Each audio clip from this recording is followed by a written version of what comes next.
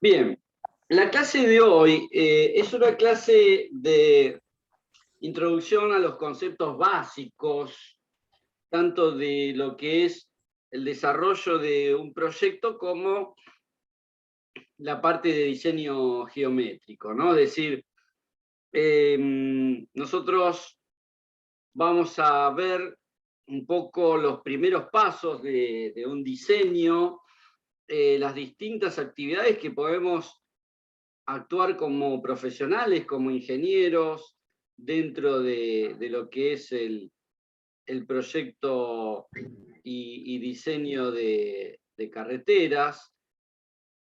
Y de alguna manera también es el disparador a dónde está el enfoque principal de este tema que comienza en la segunda parte del año. Entonces, bueno, un poco la idea es despertar los diferentes objetivos y elementos que más adelante vamos a empezar a desarrollar en detalle. Entonces, como para hacer un paneo inicial, lo que vamos a ver son las diferentes etapas que lleva un proyecto de infraestructura vial, ¿no? Es decir, nosotros vamos a ir recorriendo diferentes pasos. Algunos proyectos quizás puedan llegar a saltear algún paso. Si son proyectos importantes y proyectos de infraestructura vial, siguen los pasos que vamos a detallar a continuación. Solamente que algunos pueden tener un proceso mucho más rápido de desarrollo de cada etapa y otros mucho más lentos. Hay proyectos que están hace 25, 30 años y todavía no ha comenzado la etapa de construcción, y hay otros proyectos que en 2 años se resolvieron y pudieron avanzar rápidamente. Esto depende de un montón de factores, tantos políticos como económicos, depende de cada caso. Entonces, inicialmente lo que vamos a tener como puntapié inicial de un proyecto vial va a ser, ante todo, siempre va a haber una idea gestora, ¿no? Es decir, una idea de construcción de este camino que puede estar generada por un ente de planificación, por ejemplo, o puede estar generado por una institución privada que tiene el impulso de hacer un proyecto vial. Este proyecto vial será una ruta, una autopista, una autovía, un puente, un túnel, lo que sea, ¿no? Pero todo se gesta a partir de una idea que puede estar dada por un plan, una planificación vial, o puede estar dado por el impulso de un privado que vio la necesidad y propone la implementación. Entonces, una vez que se genera la idea, pasa a la primera etapa, que es la etapa de factibilidad técnico-económica. La idea de la factibilidad técnico-económica es decir, bueno, ¿es factible construir este camino o este proyecto en base a los beneficios que va a dejar a la sociedad o no? Es decir, hay una primera etapa que es la evaluación económica del proyecto. Algo que ustedes ya avanzaron en los conocimientos, en el cual primero lo que determinamos es el beneficio, tanto a los usuarios como a la sociedad en su conjunto, que propone el proyecto, y comparamos ese beneficio con el costo de la construcción y nos genera una, digamos, una cuenta positiva que nos da la posibilidad económica de construirlo. Es decir, me da mayor ganancia que el costo que va a tener la obra. Y por otro lado, la factibilidad técnica, que en algunos casos pueden ser obras muy complejas que nos pueden determinar algunas cuestiones técnicas, ¿no? Es decir, si la obra es en un camino de montaña y hay que hacer túneles, o si hay que atravesar zonas de lagos o lagunas o ríos, o tenemos una superficie muy escarpada y necesitamos hacer caminos con pendientes muy elevadas, o son puentes de gran altura. Es decir, puede haber dificultades técnicas que vamos a tener que analizar, porque muchas veces podemos decir, bueno, el beneficio es bueno, pero técnicamente nos va a tener una exigencia, digamos, muy importante contra quizás otro camino que sea mucho más simple y que también deje beneficio, ¿no? Entonces, bueno, esa es la primera etapa, es una etapa en la cual se hace un análisis de propuestas, de trazas, de zonas de ubicación, cuál sería la mejor estrategia, hasta definir la posibilidad de que esto sea factible, ¿no? Que sea de alguna manera beneficioso. Pasado esa instancia, pasamos a una etapa que es la etapa de desarrollo técnico, una etapa de anteproyecto. Vamos a ver ahora qué compone el anteproyecto, pero en definitiva va a ser una documentación técnica que va a estar dada por memorias de ingeniería y por documentación gráfica, por planos, y esa documentación nos va a dar referencia a el costo de la obra en un aproximado de más o menos 20% del costo definitivo, nos va a dar idea de plazos de construcción, nos va a dar idea de magnitud de empresa constructora o magnitud de cantidad de equipos que vamos a utilizar. O sea, ya estamos a una instancia donde el desarrollo de la documentación es, digamos, bastante cercano, si bien no me permite construirlo, no está apto para construcción, sí lo puedo valorizar y sí puedo tener una especie de proyección de cómo va a ser la obra. Luego pasa a la etapa de proyecto ejecutivo, lo que es el proyecto apto construcción. Ese proyecto puede ser en una instancia previa a la etapa de licitación, es decir, muchas veces podemos licitar la construcción de la obra con la documentación de anteproyecto, poniendo dentro de la licitación que el ganador, o sea, el oferente que salga elegido, desarrolle el proyecto ejecutivo antes de comenzar la obra, que haga la aprobación de ese proyecto ejecutivo y luego comience la obra. O puede ser una instancia más, ¿no? Es decir, hacer el proyecto ejecutivo con una empresa proyectista y recién llamar a licitación de obra terminado el proyecto ejecutivo apto construcción. Eso puede ser de ambas modalidades. Hoy día se está usando mucho el que la constructora se haga cargo del proyecto ejecutivo, generalmente porque los entes de financiación hacen el préstamo de dinero y entonces se usa ese dinero también para hacer el proyecto, ¿no? Es algo mucho más expeditivo al momento de generar licitaciones. Luego se pasa al hecho propio de la licitación de obra, donde se estudian las ofertas de las constructoras, se elige a la constructora, aquella que tenga capacidad técnica, aquella que tenga experiencia, aquella constructora que disponga de los equipos necesarios para hacer la obra, y una vez que se elige, se firma el contrato y comienza la instancia de construcción. Ahí también hay aporte de la ingeniería para gestionar el avance de la obra, para gestionar las diferentes situaciones técnicas.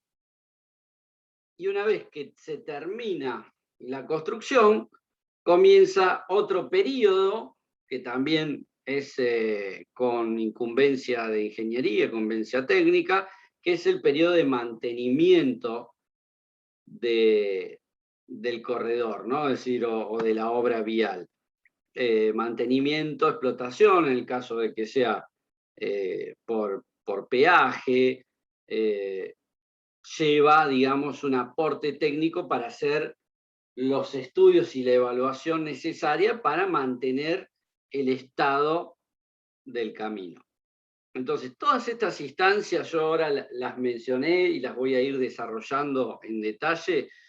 Son instancias en las cuales como ingenieros de especialización vial vamos a participar y como siempre les digo, ¿no? Es decir, si bien quizás alguno todavía no se ha decidido a hacer vial, a hacer la orientación vial,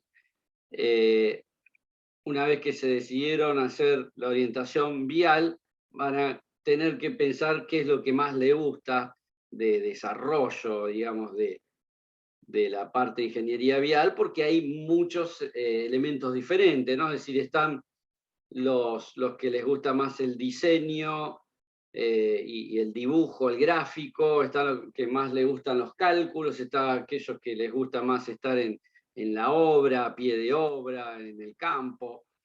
Entonces, bueno, esto es lo bueno de la ingeniería vial, que tiene un poco de todo y que nos permite tener varios aspectos. Esta clase les va a dar mucha utilidad para avanzar en la carrera, para tomar decisiones. Es un poco digamos, la apertura del uso de la ingeniería y más en las especialidades, ¿no? Bien, entonces vamos a ir detallando cada uno de los puntos. Cualquier duda que tengan me paran y me consultan. Nosotros vamos a tener inicialmente el análisis técnico-económico. A partir de una idea, ¿no? Es decir, de una planificación. Generalmente los entes de planificación son las vialidades, vialidad nacional, vialidad provincial, tiene toda su red y es la que analiza cuáles son las prioridades de construcción de camino. Entonces va a surgir de ahí la construcción de una doble calzada, la construcción de una autovía, la construcción de una nueva ruta. Es decir, a partir de la generación de esa propuesta, que está dada en base al desarrollo, digamos, de la infraestructura, vamos a hacer el análisis económico. El análisis económico no va a ser ni más ni menos lo que ustedes ya han aplicado, que es obtener los costos de operación vehicular, de ahí determinar el ahorro de costos de operación, es decir, el beneficio de los usuarios, tener a lo mejor alguna externalidad, tener en cuenta, por ejemplo, disminución de accidentes, tener en cuenta el desarrollo económico de la zona a partir del camino, puede ser desarrollo económico, por ejemplo, de turismo. Si yo hago un camino turístico de acceso a zonas turísticas, y bueno, entonces voy a tener un desarrollo turístico de la zona, además del beneficio económico que da al usuario, va a estar dado sobre la región. Si yo hago un camino comercial que permite cargas, que permite producción, entonces hago un desarrollo de la economía productiva, ¿no? Es decir, estos beneficios son difíciles de cuantificar, pero son palpables, o sea, se ve un desarrollo poblacional, productivo, turístico. Entonces, bueno, vamos a determinar esos beneficios y vamos a obtener la relación que hay entre el beneficio del nuevo camino y el costo de su construcción y de su mantenimiento. De ahí vamos a sacar parámetros económicos como tasa interna de retorno, como valor presente neto, y vamos a determinar que si es factible económicamente el camino o no es factible. Por lo general las factibilidades son difíciles de justificar en tránsitos muy bajos. Ingeniero, Sí, le hago una consulta. sí. ¿Cuánto tiempo en años tiene que pasar como para que uno, cuando esté licitando, vea que puede ser factible o no ese tipo de obra para poder uno participar en esas licitaciones? A ver si entendí la consulta. Nosotros hacemos un análisis económico a una vida útil más o menos de 20, 25 años, lo que es el análisis económico, ¿no? Es decir, ponemos el beneficio que da año a año el nuevo proyecto durante una vida útil, que se estima en 25 años solo a los hechos de el análisis. Por supuesto que la vida útil de un camino no tiene final, porque se va manteniendo todo el tiempo. Y por otro lado, vemos los costos iniciales de construcción, que va a ser un pico muy alto de inversión de dinero, y luego costos de mantenimiento, sea de bacheo, de repavimentaciones, de distintas intervenciones, comparando en el tiempo esos dos elementos, determinamos la factibilidad.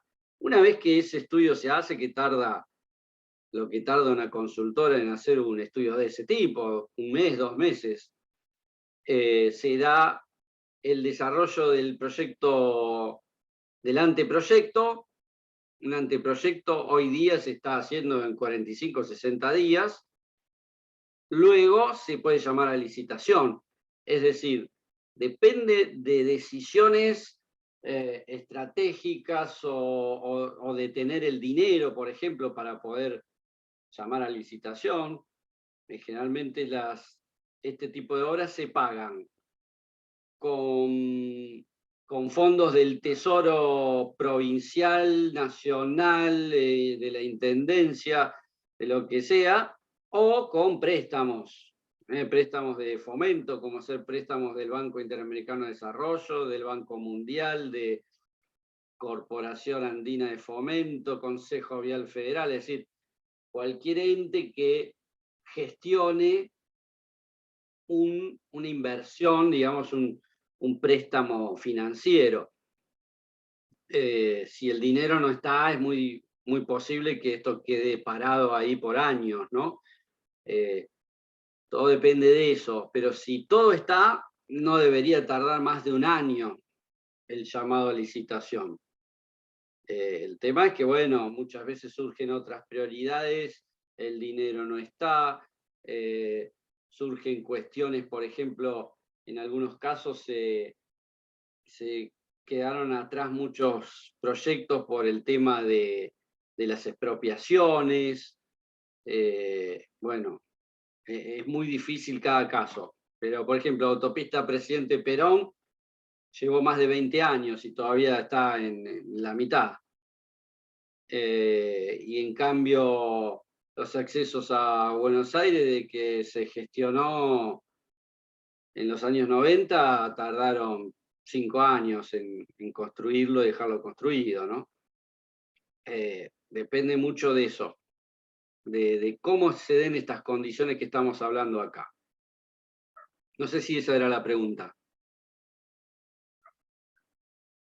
Sí, un poco era eso y otro poco era el tema de a los cuántos años yo ya voy a ver retribuir, aparte del gasto general que pueda obtener, a directamente tener siempre ganancia, no Claro, pierde. exacto. Sí, por supuesto. Depende muchísimo del tipo de proyecto. Si es un proyecto con, yo diría, una demanda de tránsito de más de 10.000, 15.000 vehículos por día, se repaga en el 5.º año. Ahora, si es un proyecto que tiene 1.500, 2.000, 3.000 vehículos por día, recién va a ser en el año 15 que empiece a recuperar. Depende del tipo de proyecto, como todo negocio, digamos, ¿no? Depende de Gracias. cuánta venta haya. Entonces, bueno, ahí vamos a determinar una tasa interna de retorno, un valor presente neto, vamos a determinar la posibilidad de financiamiento, vamos a salir a buscar financiamiento en diversas entidades y vamos a hacer, digamos, algunos, como les decía, estudios de diferentes alternativas, de trazo, ¿no? De trazado, una ruta que quiere unir 2 o 3 puntos geográficos puede tener muchas posibilidades de desarrollo de diseño geográfico, ¿no? Es decir, puedo ir por arriba de la montaña, puedo ir bordeando la montaña, puedo ir a media ladera, es decir, depende, y eso es lo que vamos a estudiar en esta etapa. ¿Qué es lo mejor y qué es lo más fácil y más factible? Habrá otros elementos como impactos ambientales. Hoy por hoy, las premisas de diseño es no tocar ningún desarrollo donde haya bosques o donde haya vegetaciones así importantes de muchos años. Puede haber un tema social de a lo mejor de alguna zona protegida, de una zona digamos, que no se puede expropiar. Es decir, todos esos elementos juegan al momento de desarrollar un proyecto y tenemos que tener en cuenta todos los elementos, ¿no? Entonces, una vez que ya se hizo el análisis y el estudio de cómo se va a desarrollar, cuál va a ser la financiación y se han estudiado todos los elementos, ahí sí se pasa a la parte técnica, que es la de anteproyecto. En el anteproyecto tenemos primero estudios preliminares, estudios de campo, vamos a hacer investigaciones de la zona, de la región, hechos climáticos, vamos a estudiar la geotecnia, vamos a hacer ensayos de los materiales existentes, vamos a buscar materiales en la zona que podemos utilizar. Ahí es donde está la presencia del ingeniero que se dedica a toda la parte de laboratorio, por eso que hoy por hoy no tenemos la presencialidad del laboratorio, pero le tenemos que dar importancia a las acciones del laboratorio y los estudios de los pavimentos, ya sea suelos, ya sea las mezclas asfálticas, ya sea los hormigones, las distintas características de análisis de los yacimientos, ¿no? Es decir, nuestra parte en la ingeniería tiene un fuerte apoyo en toda esta ciencia y hay ingenieros que se dedican y han dedicado toda su vida al desarrollo de la parte geotécnica, ¿no? Después vamos a tener los estudios topográficos, los relevamientos. Ustedes conocen por las materias que ven en la universidad, de los equipos cada vez con más desarrollo tecnológico, ¿no? Hoy por hoy, con un dron de ala fija puedo hacer un relevamiento de toda una traza, con un escáner láser puedo hacer un relevamiento en una zona montañosa, puedo hacer estudios con GPS diferencial, puedo determinar cuencas, es decir, hay hoy por hoy todas las oficinas de proyecto cuenta con el departamento de topografía y de relevamiento topográfico.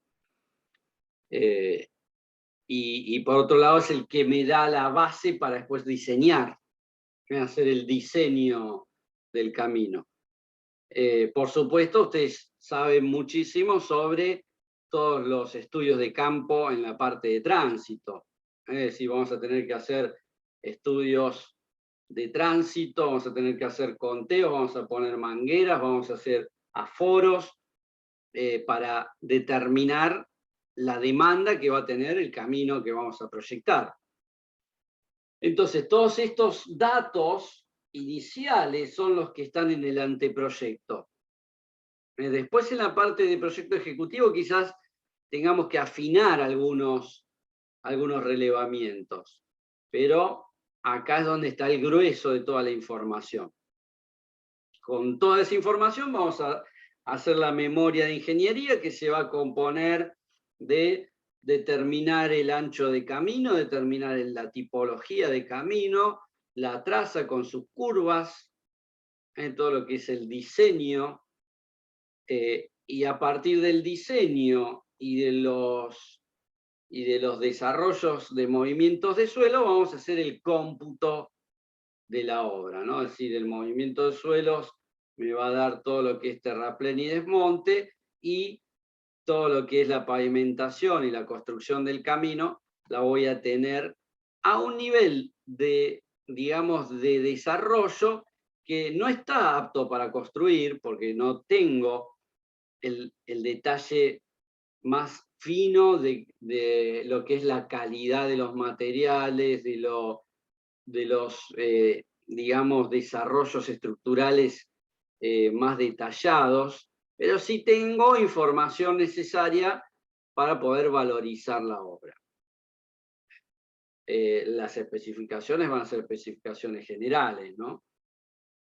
Entonces, estos son los rubros que contiene un anteproyecto que es sin detalle apto a construcción. Es decir, es un detalle que me permite valorizar, me permite tener la magnitud de la obra, me permite conocer el plazo de obra, pero todavía no lo tengo disponible para construir porque me faltan alguna información. Entonces, bueno, en esta instancia, como les decía, podría llamar a licitación de construcción, siempre con una cláusula en la licitación que diga, bueno, el oferente ganador va a tener que desarrollar la ingeniería ejecutiva, va a tener que hacer los estudios de detalle apto construcción, se les va a aprobar ese proyecto y recién ahí comenzará la construcción. Eso es una práctica habitual que se está usando hoy en día. Si no, por supuesto, se llama licitación con el proyecto terminado, el proyecto de detalle apto construcción. Entonces, pasando a la etapa de proyecto, ¿no? Es decir, nosotros como ingenieros podemos tener intervención en todo lo que es las diferentes etapas o especialidades, le podemos llamar, ¿no? No es tanto etapas, sino especialidades. Como les decía, toda la parte de ensayos geotécnicos me van a dar la posibilidad de determinar si el suelo de la zona de camino es apto, si lo puedo utilizar o no lo puedo utilizar, si tengo que hacer un saneamiento. Por supuesto, ahí va a estar todo el equipo también de topografía, todo el equipo de desagües, ¿no? Es decir, después están todos los demás equipos que van a darle la parte técnica. Necesitamos, por ejemplo, un especialista en tránsito que determine la capacidad del camino, cuántos carriles vamos a tener. Es decir, yo tengo que hacer los planos del camino. ¿Y cuántos carriles voy a dibujar? Bueno, ese dato lo va a dar alguien que haga un análisis de capacidad, es decir, una demanda de vehículos y yo voy a tener que cubrir esa demanda. Entonces de ahí va a salir el especialista. Después voy a tener, bueno, con ese estudio de tránsito yo tengo una determinada cantidad de cargas esperadas. Bueno, esas cargas esperadas me va a dar el dato de entrada para el estructuralista, es decir, el especialista en diseño estructural de pavimentos, para determinar los espesores de pavimento. Entonces, de esa forma voy a determinar perfectamente cuántas capas voy a colocar. Con la información de topografía voy a saber qué pasa con los desagües y los drenajes, y voy a determinar cuencas y voy a hacer un cálculo hidrológico para que no haya ningún problema con los desagües, ¿no? Entonces, cada profesional va a intervenir en una parte del proyecto y va a dar un aporte dentro de lo que es la documentación que compone el proyecto. Hay especialistas que se dedican exclusivamente a obras de arte, a cálculo de puentes, a cálculo de grandes obras de arte, de alcantarillas. Es decir, vamos a empezar a ver, y por eso que les mencionaba, es decir, no solo recién se están decidiendo si van a estar en la orientación vial, sino que después viene la decisión de, bueno, pero ¿qué es lo que me siento cómodo? Me siento cómodo haciendo cálculos hidráulicos, me gusta calcular, haciendo cálculos de pavimento, o me gusta la parte de dibujo con el diseño, con los programas de los softwares de diseño, o la parte de laboratorio, la parte de topografía, toda la parte de campo. Entonces, ahí es donde los grupos de profesionales intervienen dentro de cada una de las etapas. Les voy a ir comentando un poco qué documentación lleva un proyecto. Hoy por hoy, por ejemplo, Vialidad Nacional tiene una especie de guía, y muchas entidades hoy por hoy también tienen una especie de guía de cuáles son los contenidos mínimos que tiene que tener un proyecto. Es decir, Vialidad Nacional dice, bueno, para un proyecto tiene que tener un informe de 15 capítulos, donde capítulo 1 tiene que ser análisis de los antecedentes, capítulo 2, geotecnia, capítulo 3, tránsito, capítulo 4, descripción de la zona, capítulo 5, capítulo 8, puentes. Y nosotros tenemos que ir completando toda la memoria. Eso es el caso de vialidad. Si no queremos seguir el caso de vialidad en cualquier otro, podemos presentar un informe, pero como mínimo tiene que contener toda la información de análisis. Entonces, para eso vamos a necesitar una memoria de todos los estudios que hicimos de campo. Es decir, bueno, hice sondeos, hice pozos, hice calicatas, hice estos ensayos con estos resultados, los parámetros que adopté, que usé para hacer los cálculos, los estudios de tránsito, los estudios hidrológicos, y con toda esa información voy a generar tanto memorias descriptivas como documentación gráfica. La documentación gráfica, ahora vamos a ver un poco la idea de este concepto básico, es que ustedes empiecen a tener mayor, digamos, mayor familiaridad con los documentos que se desarrollan en un proyecto vial, ¿no? Es decir, qué es una planimetría general, qué es una planialtimetría, cómo se dividen los diferentes gráficos, qué requiere. Es decir, acá, por ejemplo, tienen un listado de planos. Entonces tienen una planimetría general, después tienen planimetrías específicas de intersecciones, si tengo rotondas, si tengo cruces, un corte básico del perfil de cómo va a ser el camino. Acá, por ejemplo, en el perfil típico, ustedes saben si tiene 2 carriles, si tienen uno solo por sentido, si tienen una multitrocha. Todo eso lo van a ver en los anchos del perfil tipo. Igual ahora los vamos a mostrar en pantalla. Los perfiles estructurales, es decir, los espesores de las capas. Todo lo que es la topografía y los replanteos de obra para poder determinar dónde se apoya cada vértice de curva, dónde se hacen los quiebres de los alineamientos. Toda esta es información que trae el proyecto ejecutivo. Un replanteo de obra no lo van a tener en un anteproyecto, lo van a tener en el ejecutivo. Todo lo que son las alcantarillas, los conductos, todo eso va a estar en un plano aparte. Va a estar el plano de señales verticales y horizontales. Va a estar el plano de iluminación y de instalaciones eléctricas. Y por supuesto, de cada uno van a tener un plano de detalle de cada particularidad. Y todo eso va a estar dado en un marco legal con pliegos de especificaciones técnicas, generales y particulares, con el cómputo de la obra para ponerle el precio, y con las exigencias hacia la construcción respecto a cantidad de equipos, a calidades. Por supuesto que eso también va a estar presente. Bien, entonces,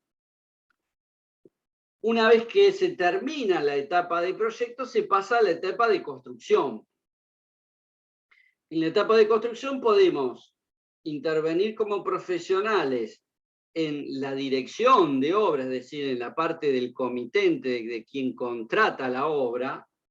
Quien contrata la obra puede ser Vialidad Nacional, puede ser la Nación, puede ser una intendencia, es decir, alguien que haya licitado la obra y haya pedido la construcción y es quien paga la construcción, va a tener un equipo técnico que esté resguardando y monitoreando la construcción.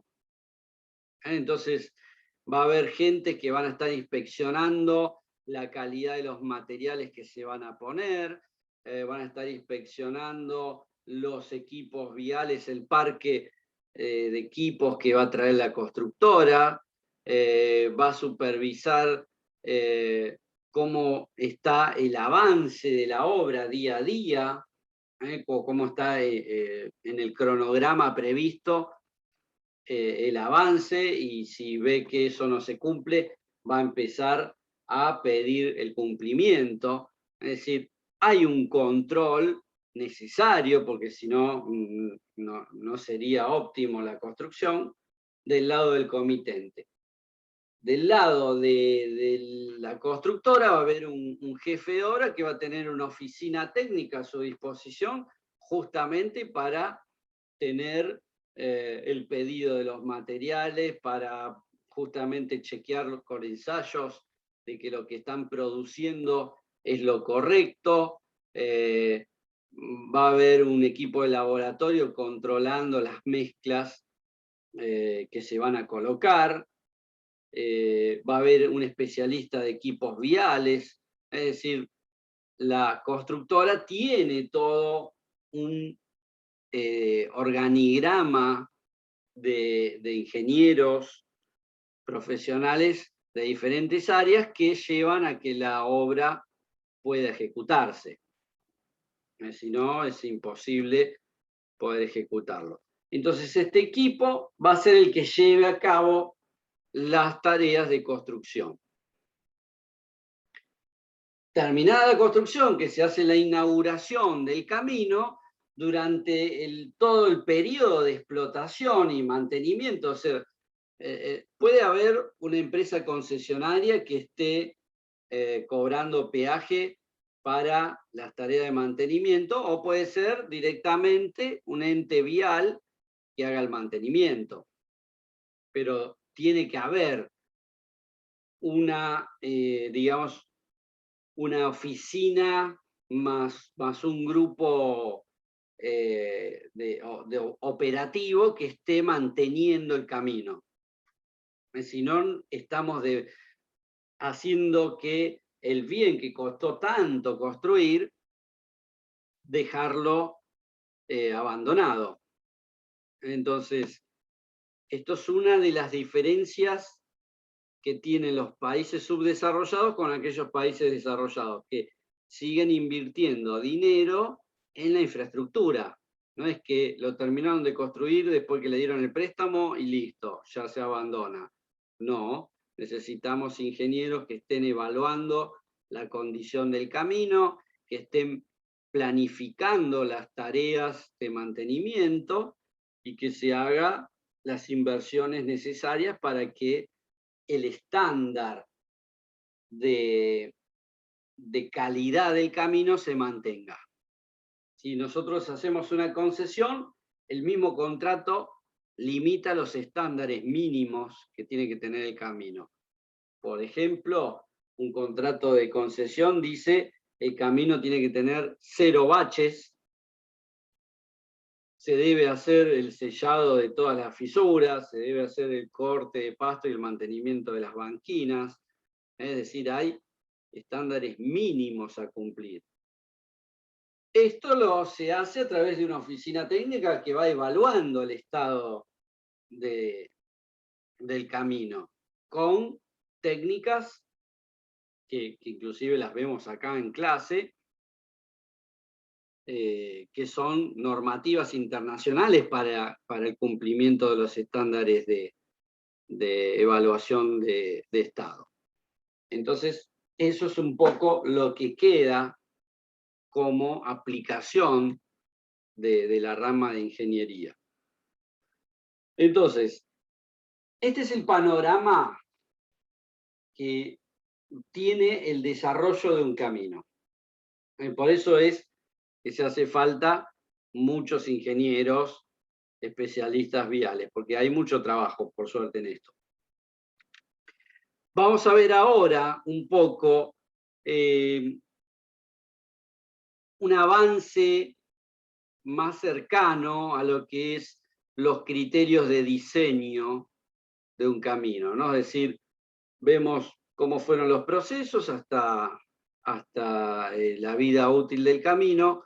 Vamos a pasar ahora a otro tema que es conceptos básicos para el diseño. ¿Dónde poner el enfoque en un diseño? Es decir, yo tengo la hoja en blanco, tengo la pantalla y necesito comenzar a hacer un diseño. ¿Cuáles son las pautas que voy a tener para poder hacer un diseño?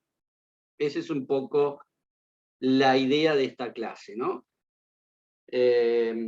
Nosotros vamos a plantear inicialmente como criterio de diseño tener el dimensionamiento de la sección transversal, es decir, bueno, a ver, ¿qué es lo que vamos a hacer? ¿Vamos a hacer una ruta 1+1 sin divisor central? ¿Vamos a hacer una autovía 2+2 con una canalización o con un separador central o un cantero central? ¿Vamos a hacer una autovía o un multicarril? Entonces todo eso me lo da la demanda de tránsito, es decir, si yo tengo una demanda, tengo que cubrir esa demanda.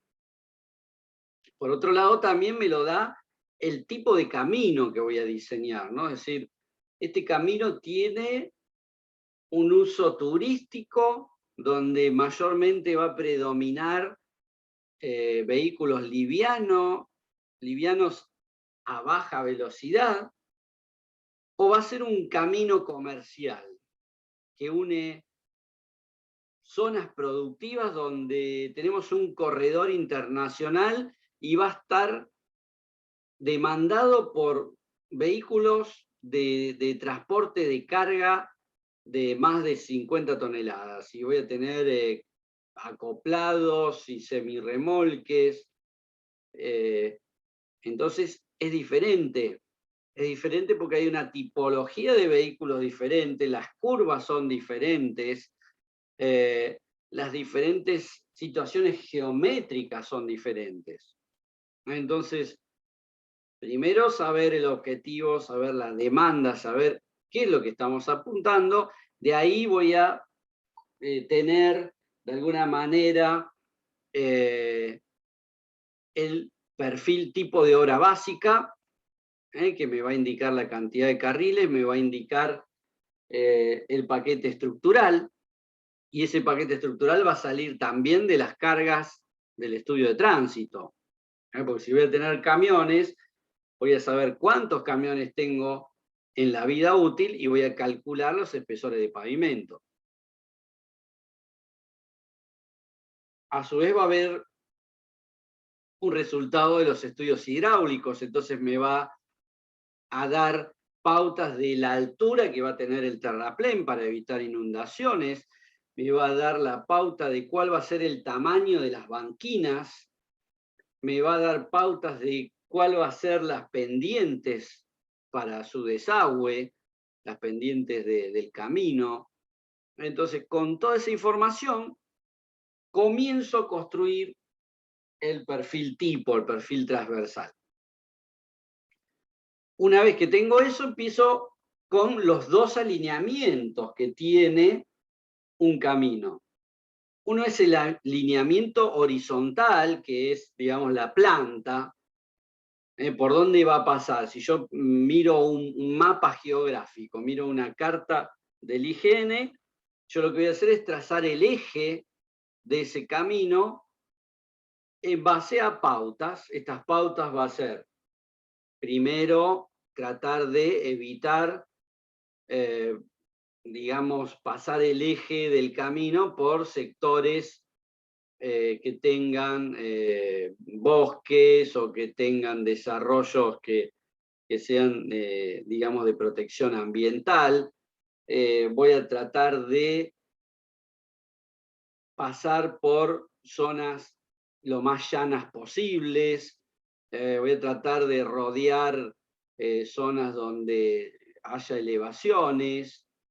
Es decir, hay las primeras pautas de diseño, me van a dar una traza que va a tener inclusive menor costo, ¿no?, al momento de su construcción. También las curvas me las va a dar el vehículo de diseño, es decir, qué vehículos va a transitar por esta ruta. ¿Van a transitar camiones con acoplado? ¿A qué velocidad? Entonces, con la velocidad de diseño, con el tipo de vehículo, vamos a trazar las curvas.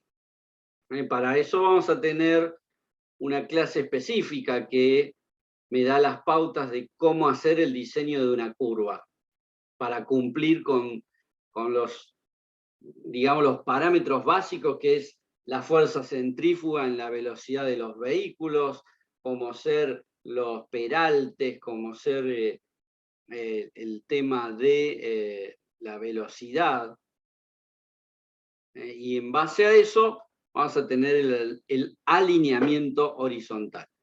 Por otro lado, vamos a trazar el alineamiento vertical, es decir, las ondulaciones del camino. Estas ondulaciones o curvas verticales, mejor dicho, van a tener conceptos básicos de diseño.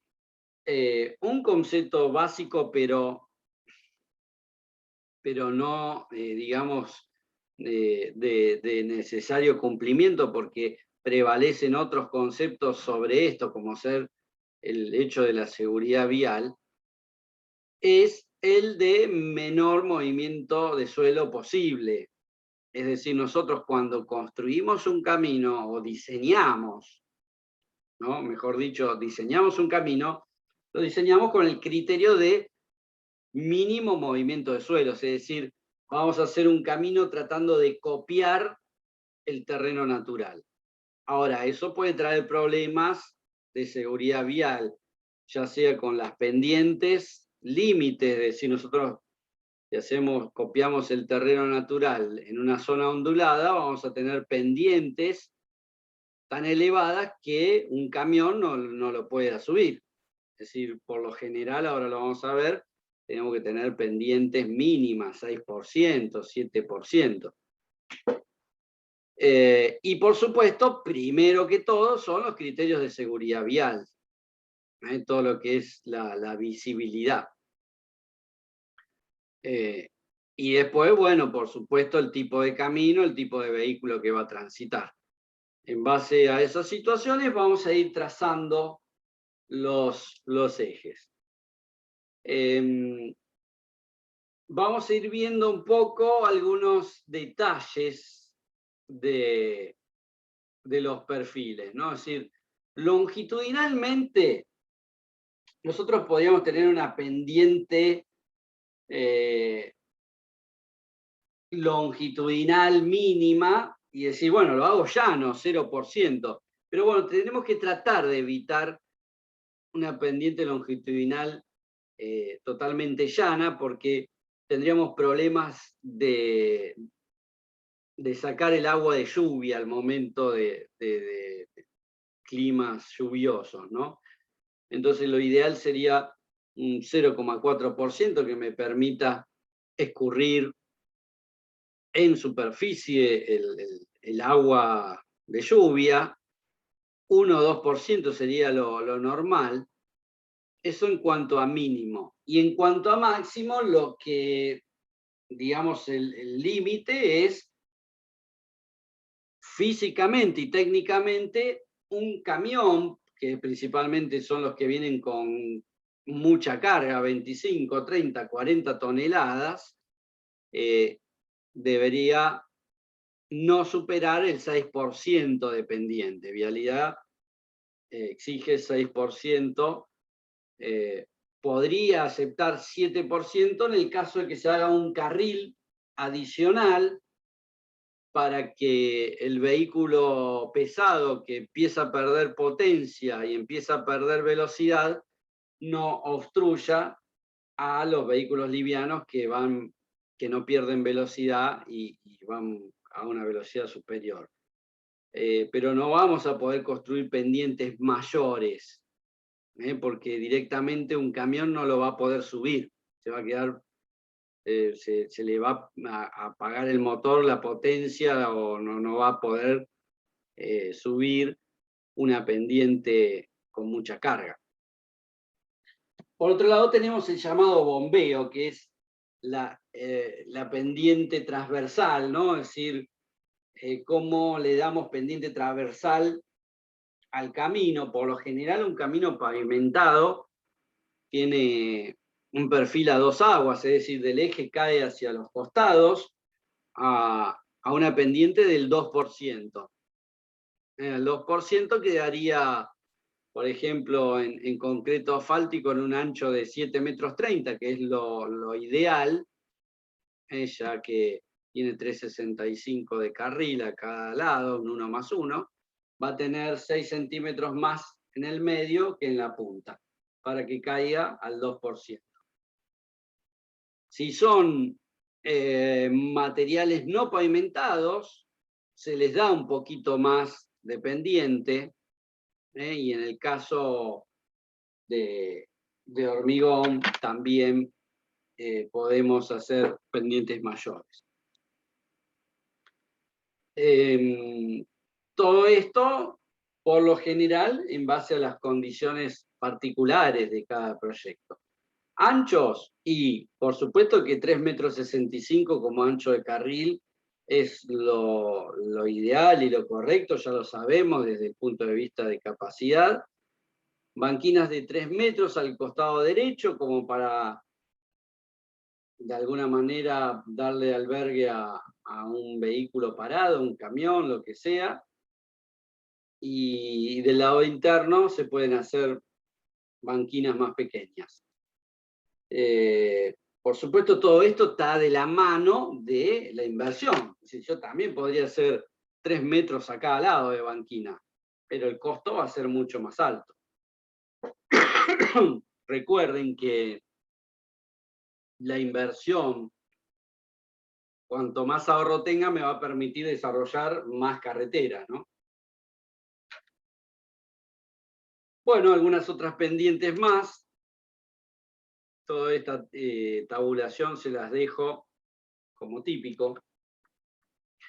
Y este es un poco uno de los planos, ¿no? Es decir, el perfil tipo de obra, el perfil tipo de calzada, donde ustedes van a ver las pendientes transversales, donde van a ver un eje, en ese eje y en ese punto es el que nosotros vamos a graficar. Es decir, este punto que está acá es el punto que se va a graficar en los planos como el eje horizontal y el eje vertical. Los dos ejes dan en este punto, en este alineamiento. Bueno, los diferentes anchos de carril, de banquina, los taludes, un poco eso es la idea. En el caso de un 2+2, como es este, tiene caída hacia los extremos externos, un cantero central, y este sería el perfil tipo de obra básica. Entonces, acá el eje y digamos, los alineamientos estarían en este punto. Eso es un poco la idea. Acá, por ejemplo, estamos viendo una curva donde, al ser una curva, hay una sección aperaltada, una sección con peralte para equilibrar la fuerza centrífuga. Y de alguna manera también esto se va moviendo de diferentes formas, es decir, podemos hacer que esto se incline hacia abajo, podemos hacer que este sea el que se mueva, o podemos hacer que suba este y quede quieto este, ¿no? Es decir, los peraltes pueden ir variando geométricamente. Bueno, los desagües, cómo se van a colocar, todo esto van en los perfiles tipo de obra básica. Hay también toda una situación de análisis de la altimetría. Es decir, si nosotros tenemos, en base a los estudios hidráulicos, en base a los desarrollos de terreno, una altura, esa altura tiene que dar lugar como concepto de diseño a lo que es el movimiento de agua. Lo ideal sería que haya 1,5 metros de diferencia con el paquete estructural de la napa, justamente por el deterioro que causa la napa sobre los materiales. Y otros criterios hidrológicos me dan la altura, me dan el tirante, me dan las condiciones de cuneta, y a su vez, si estas alturas son grandes, yo voy a trazar como criterio de diseño, voy a trazar pendientes diferentes. ¿Por qué? Porque si yo hago trazados, digamos, óptimos, por ejemplo, un talud 1 en 10 sería lo ideal. ¿Por qué? Porque no es una pendiente abrupta donde, por ejemplo, un auto, si se sale del camino y yo tengo una pendiente peligrosa como ser 1 en 2, automáticamente el auto rodaría por esta pendiente o volcaría. Entonces yo tengo que tratar de hacer, y esto es la tendencia mundial en diseño, caminos seguros. Tengo que tener caminos donde cuando el vehículo se sale de la banquina hacia afuera, no tenga una caída, sino que se pueda recuperar y poder retornar. Ahora, cuanto más llano hago esto, más cantidad de suelo, es decir, más costoso va a ser la obra. Entonces, hay como un equilibrio entre el costo de la obra y las condiciones de seguridad. Hoy día, lo que se está haciendo es hacer zonas de distancias más largas, por ejemplo, 50, 60, hasta 80 metros de taludes, digamos, más llanos, y luego hacer taludes más abruptos. Entonces le da una gran posibilidad que un auto pueda retomar el camino. Bueno, acá les voy a mostrar algunos planos. La idea de esto es que se empiecen a familiarizar con la documentación, que se empiecen a familiarizar con lo que es el diseño y el proyecto. Todos estos elementos que ustedes ven, o sea, los planos anteriores, como este, se generan con softwares. Por supuesto que nosotros no podemos dar clases del software, del uso del software. Eso es algo que se lo pueden adquirir, digamos, en la universidad está dando algunos cursos, pero si no con el vendedor de software. Pero el software que más se usa hoy día es el de Autodesk, que es AutoCAD, en la versión Civil 3D, es el software que se usa para diseño geométrico de caminos. Entonces este plano está generado con este software.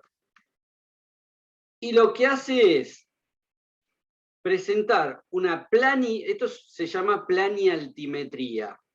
¿Por qué?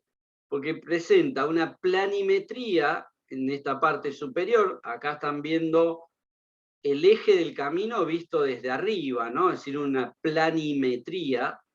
Y acá abajo están viendo la altimetría, que es la elevación en el eje. Es decir, este de acá es este de acá.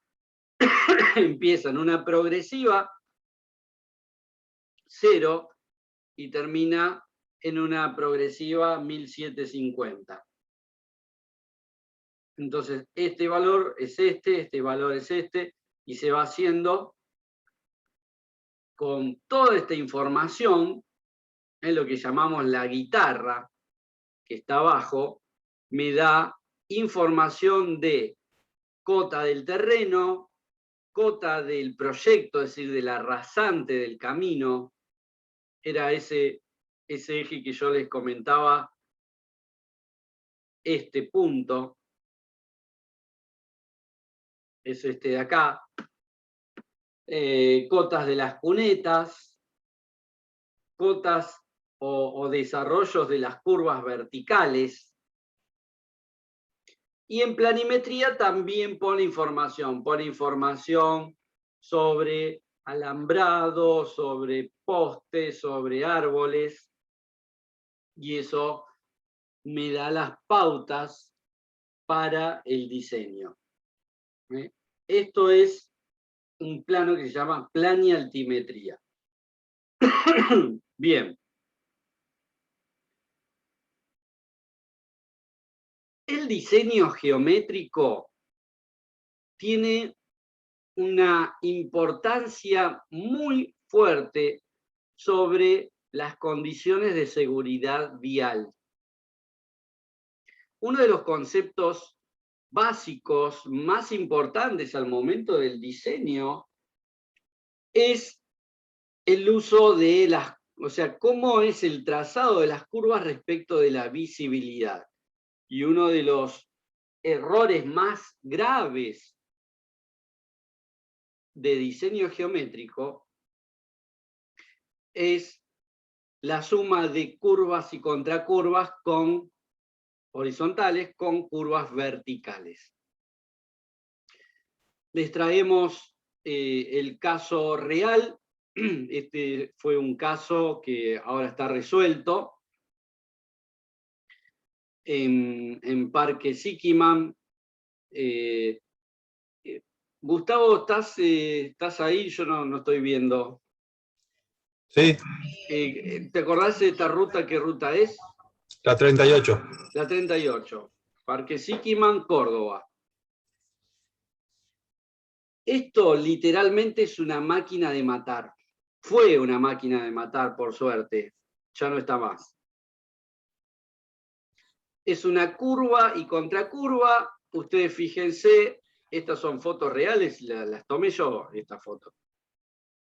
Tienen una curva y contracurva. Acá viene un vehículo, acá hay doble línea amarilla.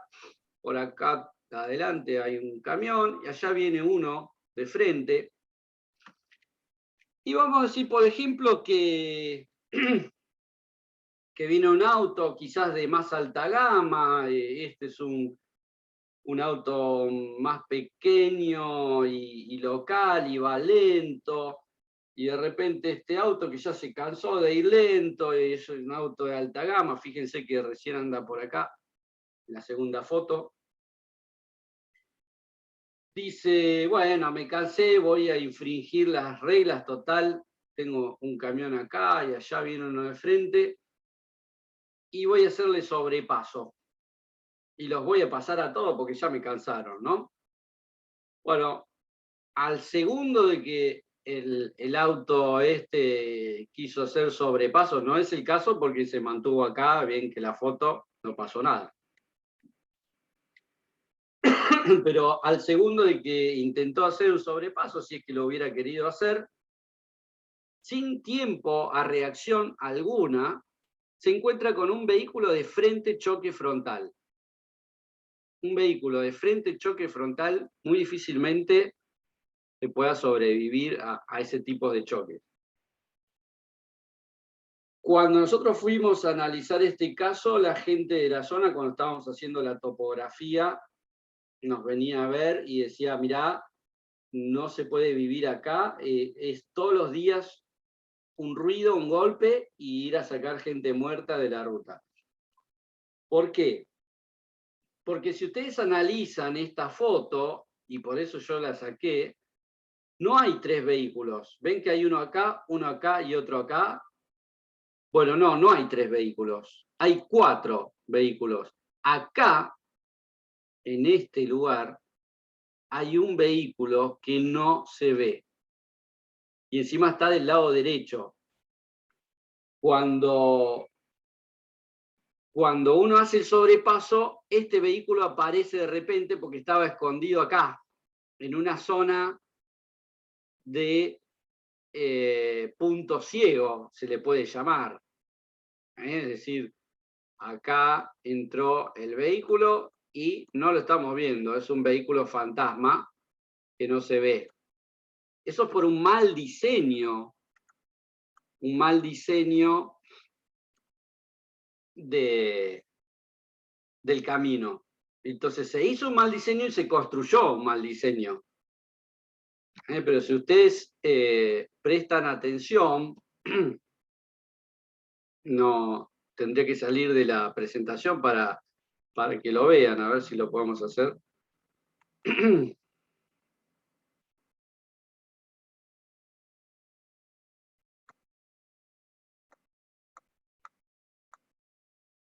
Ahí se empieza a ver, lo están viendo, se empieza a ver el auto que está sin visibilidad.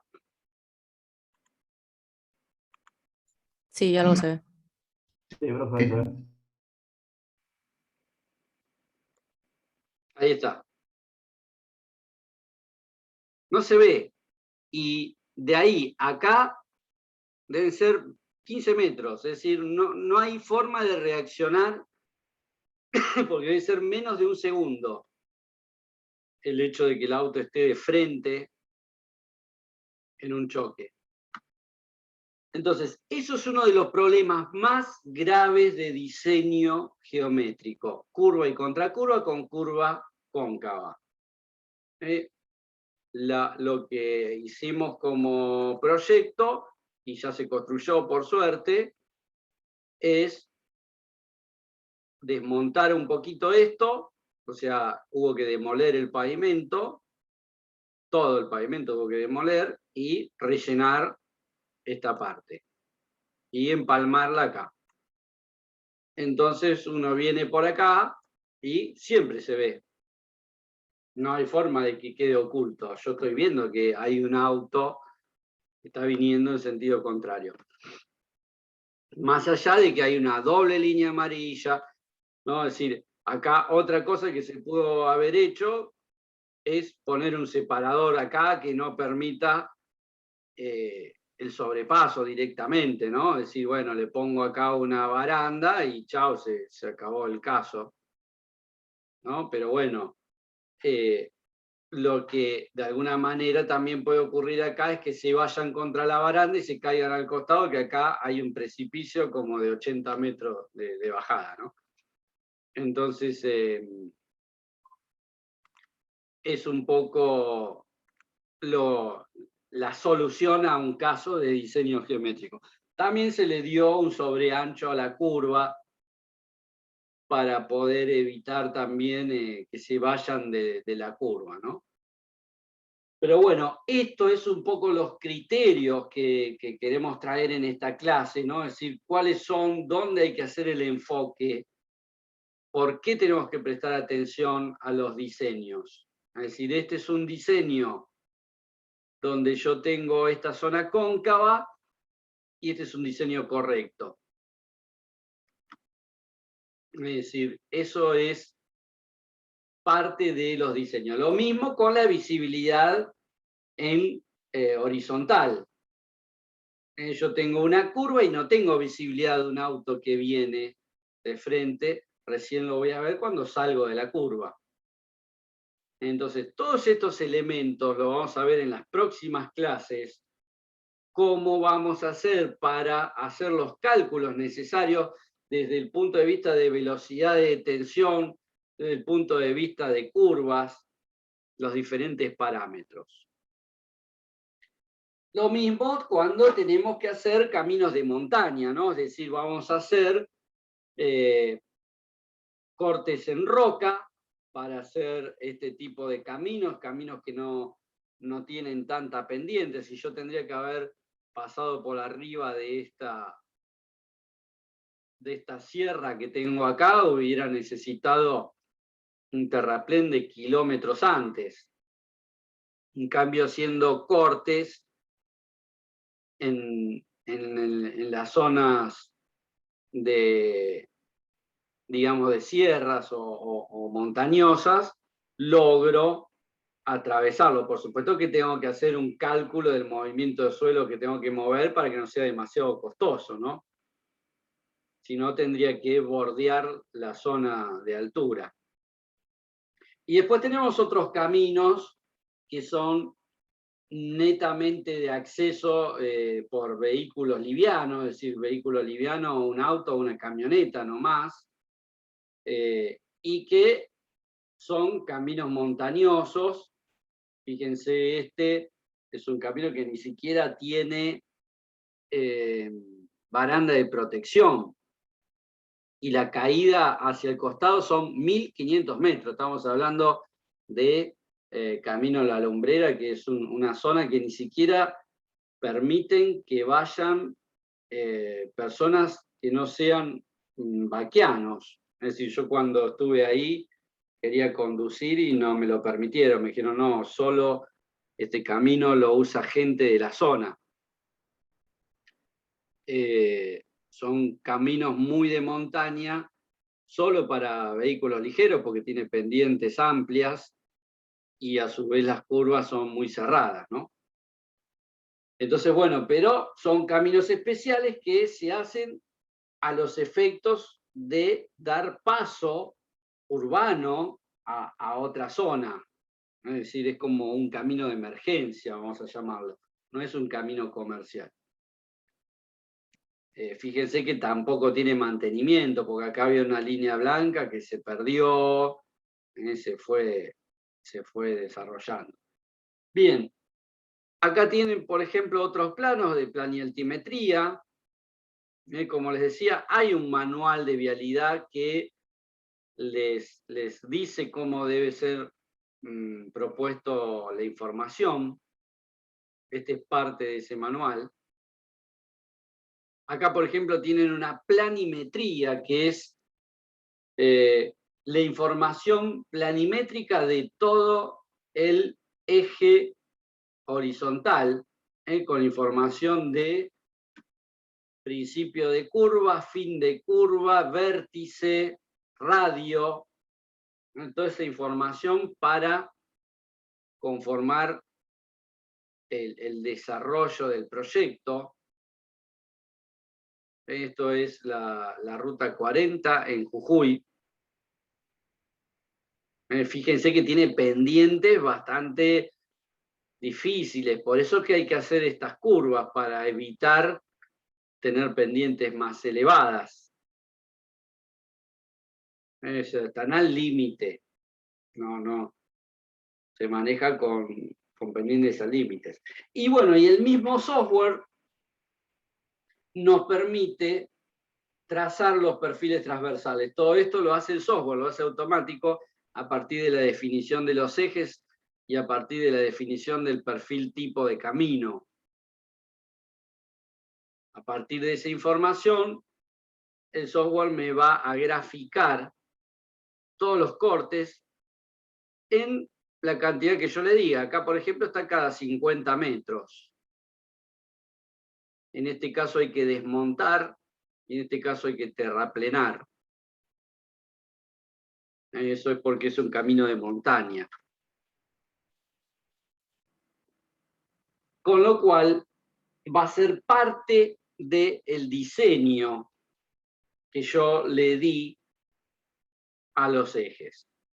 Y de acá, de esta planilla, va a sacar el programa, por supuesto que nosotros tenemos que revisar, el cálculo de movimiento de suelos, y la planilla de terraplén y desmonte, que también vamos a tener una clase al respecto. Luego tenemos planos con lo que llamamos calzadas acotadas, es decir, la cota de altura de cada punto del pavimento, a veces cada 10 metros, depende un poco de las curvas. Toda la información de replanteo de estas curvas, con sus radios, con su principio de curva y fin de curva. Entonces, estas ya son información a nivel proyecto. Luego viene, y ya por último, todo lo que es el desarrollo de la demarcación horizontal y la cartelería, o lo que es señalización vertical. Acá tienen los diferentes códigos de señales, las preventivas, las informativas, y acá está el detalle de señalización horizontal con su código. Atrás de estos planos tenemos los planos de detalles de cada una de las señales, ¿no? Digamos, acá solo tiene el ancho y el largo, después hay un plano donde dice cuál es el tamaño del poste, cuál es el tamaño del rombo, cómo es el color, ¿no? Es decir, todas las especificaciones, el grado de reflectancia que tienen las señales. Es decir, todo eso tiene una información de detalle de tipo y calidad del material. Está escrito en los pliegos de especificaciones técnicas particulares. Ahí me va a decir que es una reflectancia grado ingeniería, que son los diferentes grados de reflectancia de las señales, el espesor de la chapa, el tipo de poste, el tipo de madera, el empotramiento que lleva, y así con toda la información. Es decir, cada documento, cada gráfico es un compendio de información técnica que va a servir para la construcción del camino y para poder evaluar el camino. Y un poco eso es la idea del proyecto y las condiciones de diseño. Bueno, entonces, dándole un cierre al tema, nosotros vamos a comenzar. Esto, digamos, fue un poco una idea de introducción. El desarrollo en las sucesivas clases de lo que es el diseño geométrico, lo que es el diseño estructural, y luego vamos a ver algunas técnicas constructivas de obra, materiales de obra y equipos viales. Un poco la idea era introducirlos, en despertar un poco, digamos, la aptitud y el enfoque al tema, y como les dijo el ingeniero, ustedes ya tienen la posibilidad de tener las clases ya disponibles de los siguientes temas. Con esto damos finalizado.